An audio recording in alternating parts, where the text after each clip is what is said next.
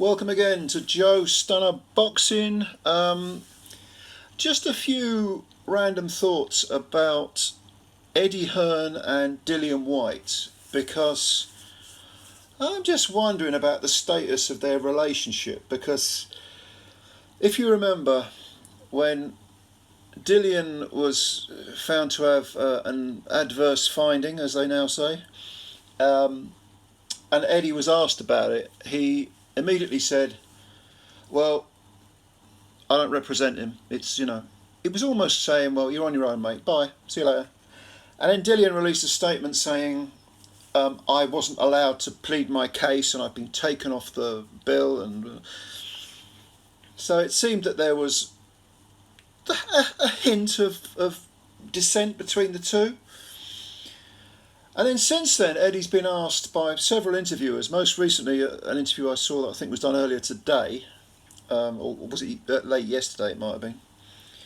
And whenever he's asked, what about Dillian Whyte, he says, I haven't spoken to him. I just, no idea what's going on, haven't spoken to him. Now, Eddie Hearn and Dillian Whyte go back quite a long way, because Dillian has been on Matchroom cards when Eddie was with Sky, now he's with DAZN. He's been a pay-per-view fighter. He was on a fight-by-fight basis. That was the arrangement. It was almost a handshake agreement. But he was for a long time considered to be a Matchroom fighter because he was fighting on so many of their shows and making an awful lot of money. Now, when you contrast the treatment that Hearn has given Conor Benn, he may have been thinking, I'm not going to stick up for Dillian because it's been more trouble in its way. I can't be doing it with any more of this hot piss stuff. These positive tests. I can't be doing with it. Or he may have said, well, I'm on a fight-by-fight basis with Dillian. I think Joshua would have beaten him anyway. He's not really worth much now, Dillian. Off you go. You're on your own, mate. But if you remember, the thing about Dillian Whyte is that he doesn't he's very, very stubborn, and he doesn't like to very often accept the full reality of a situation. So the example I'm thinking of is when he got knocked out by Tyson Fury, it was a case of, well, he pushed me, he shoved me over. We all know that he got clipped with a big uppercut, went down and was in no position to continue. It was a legitimate knockout, and Fury deservedly won. But Dillian was almost not having it. And the thing is about that stubbornness, that bloody mindedness, is that it can take you a long way in life in general, not just boxing, because you can, even though you're spilling over it into being almost delusional, it can give you a confidence and give you a self-belief. And confidence and self-belief, Deontay Wilder is another perfect example, can take you a long way. But the flip side of that is it means you're probably not going to take full personal responsibility when something goes against you out of the ring.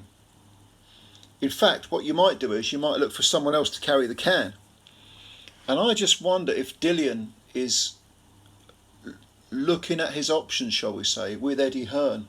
Is there an angle I can come up with for perhaps taking some sort of litigation against Hearn for lost earnings, or for a poor treatment on the promotion, immediately taking him off the promotion without, as he seems to view it, without allowing him to plead his case.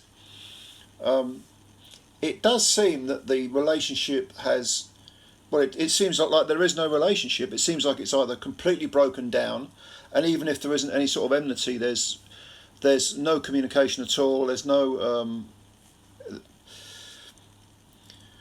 there isn't really a suggestion that Hearn wants to speak to Whyte, or that Whyte perhaps wants to speak to Hearn, unless it's through some sort of legal means.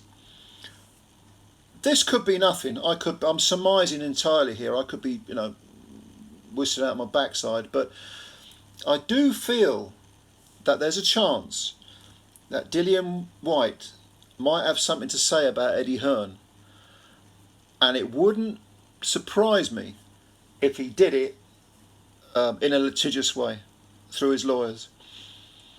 Because I don't think he's going to walk off quietly into the sunset with a ban, Dillian Whyte. Because if he does, let's say he gets a 3-4 year ban, I mean, effectively that's the rest of his career. And his reputation is in shreds as well. Could argue it, well, it is now, yeah. So I don't know. Am I imagining something that's not there? What do you think?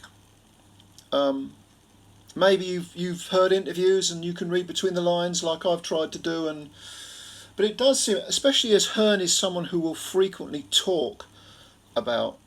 He seems to be a pretty open guy, and even if he doesn't really want to be entirely honest, he'll say something and you can then sort of sift through it. Like, for example, when he was asked about Alicia Baumgardner, who has got one fight left on her Matchroom contract, he said, well, I'll probably see her in Mexico, you know. Was it, did he say the Mexico? I mean, Mexican cards at the end of this week. I'll probably see her then, you know. He wasn't committing himself and going into any detail with the Baumgartner situation. But with Whyte, it's just, I haven't spoken to him. And no one has said, well, are you going to speak to him? What do you think? Are you going to reach out, you know, and try and help him? What are you going to do? All he said is, I don't represent him and I haven't spoken to him. That's literally all I've heard him say. If you know different, leave your comments below. Tell me what you think about this. Do you think Whyte's absolutely finished? Do you think the relationship between Hearn and Whyte is finished? Or do you think there's a few chapters left where things are not going to be very pleasant? I could be wrong, but that's what I'm thinking of. Thank you again for your time. Subscribe to the channel if you're new. Bang the subscribe button right across on the like button, and yeah, I'm going to read your comments. Like I say, if you know something I don't, leave it down there. Yeah, thanks for your time as always. Bye for now.